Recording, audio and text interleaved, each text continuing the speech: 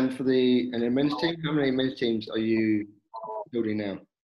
So right now we have two men's teams. We have the main team that's based out of, like, I would say New York.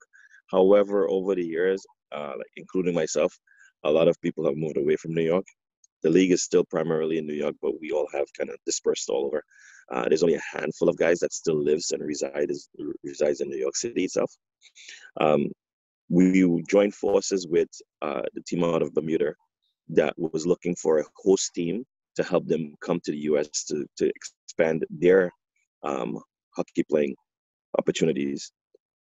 So we embraced them, and we added them as part of our team. So what we do is we include them as a second team in our league, and we help supplement them if they can't field a full team, and we give them opportunities with us as well if they want to come in to play with what we consider we don't have an A or B team. We just call one team orange, one team. Is this the Bermuda Islanders I've been hearing about? Yes, correct. The Bermuda Islanders. That's what you're hearing about. Yes. So is that like a sister club? Is that? Yes, you can call it that. So there is, my understanding, there's really no active league in Bermuda. So there was one gentleman that was looking to expand the playing opportunities for the young guys in Bermuda, and he was reaching out to teams here in the U.S. to see if there was any teams that would be willing to either come to Bermuda to help them, to play with them, to give them some tutelage. And eventually it came to us, and we had some long discussions with him and with them, and we gave them the opportunity to come and be part of Islanders. We're about 3 years into this experiment, and so far I would say it's been a successful one. Where they come and they play in the league, and once a year we go to Barbados, to Bermuda, and play sort of a mini tournament with them, where we spend a weekend and we play a couple of games, which has helped them immensely. So they play as the B team or the reserves for New York. Yep. Under the New York Islanders. Correct. Yes. Branding. Yes. Yes. So they play as New York Islanders, not Bermuda. Correct. They play as New York Islanders. Yes. Okay. So they come up, and we just act as the host team for them. They play under our banner, but as much as they can, they try to utilize most of their players, and we just help supplement them, because it's expensive to bring a team of 16, 17 guys every weekend. They try to come up. We try to schedule their games maybe twice a month or so.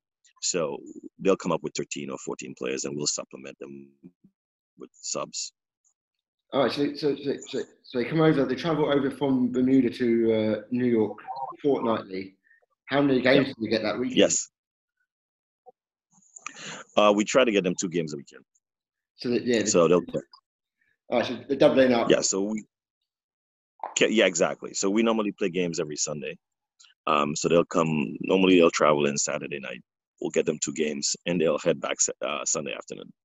It'd be absolutely knackered then on the Monday for work. Yeah. I'm 34 now. My ability to play 2 games in a weekend is diminishing quickly. Do any of them get played for the first team, for the A team? Yeah, definitely. But we try to give them as much opportunity as possible. So there's definitely a couple of players that we highlight, and we bring them up on the first team.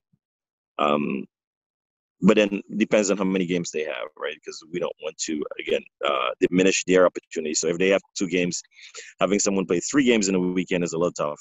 But we definitely, if they only have 1 game, for example, we would bring in a couple guys to give them more playing opportunities. What effect has this had on the Bermudan national team? That's still up for debate. We haven't actually seen them in any major tournaments yet, but most of the players are relatively young. I would say mostly teenagers, early 20s. So I would say in another 2 to 3 years, if they continue along this vein, I think they'll have a really good nucleus of players that they can utilize for international duty. it's all about exposure, isn't it? It's all about playing opportunities and Exactly. I think playing opportunity, exposure to a different style of play than they're used to. I think it's definitely it's been eye-opening for them, because you look at when they first got here and when they were first exposed to some of the European expats and their playing style, which is something that they've never been exposed to. It was eye-opening. And eventually, after the first year, I think they started to acclimatize to the different styles, and the results started to show, and they started getting much better results as the time went by.